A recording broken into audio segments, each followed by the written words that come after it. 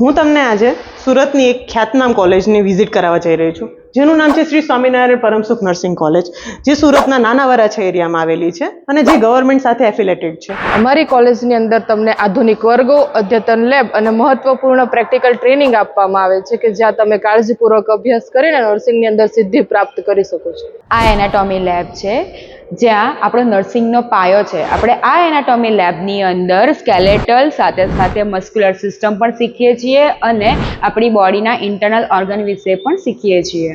હું તમને અત્યારે બતાવી રહી છું અમારી ન્યુટ્રિશન લેબ, જ્યાં તમે જોઈ શકો છો કે અમારી પાસે ઘણી બધી ખાદ્ય સામગ્રી અવેલેબલ છે કે જેનાથી સ્ટુડન્ટ લોકોને અમે ઇન્ફોર્મેશન આપી શકીએ કે કેવા દર્દીઓને કયા દર્દીઓને કઈ ડાયટ લેવી જોઈએ, કયા ખોરાક કેટલા પ્રમાણમાં લેવો જોઈએ, તે વસ્તુ પોતાની જાતે બનાવી શકે અને દર્દીને પ્રોવાઈડ કરી શકે. આ છે નર્સિંગ ફાઉન્ડેશન લેબ, જેમાં અમે સ્ટુડન્ટ્સને પ્રેક્ટિકલ કરતા શીખવીએ છીએ.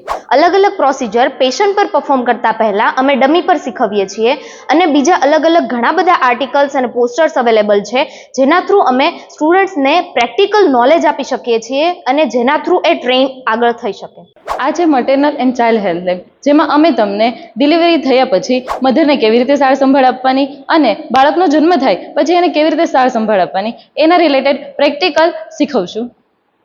આ કોમ્યુનિટી હેલ્થ નર્સિંગની લેબ છે, જ્યાં તમને શીખવવામાં આવે છે કે પીએચસી, સીએચસી અને સબ સેન્ટર ઉપર કઈ રીતે કામ કરવું અને ગામડાની અંદર જઈને લોકોને કઈ રીતે ટ્રીટમેન્ટ આપવી. અને આ જે છે એ બેગ દેખાય છે એ કોમ્યુનિટી બેગ છે, જેની અંદર એવી બધી વસ્તુઓ છે કે જેના લીધે આપણે પેશન્ટને ઘરે બેઠા ટ્રીટમેન્ટ આપી શકીએ. અહીંયા તમે જોઈ શકો છો અમારી પાસે લાઇબ્રેરીની ફેસિલિટીઝ પણ અવેલેબલ છે, જેમાં અમે સ્ટુડન્ટને પ્રોવાઈડ કરીએ છીએ લોટ્સ ઓફ બુક્સ કે જે અલગ અલગ ડિફરન્ટ ઓથર્સની હોય છે, ડિફરન્ટ સબ્જેક્ટની હોય છે કે જેમાં સ્ટુડન્ટ લોકોને ક્યાંય બહાર જવાની જરૂર નથી પડતી, એ લોકોને બીજે ક્યાંયથી બુક પરચેસ કરવાની જરૂર નથી પડતી.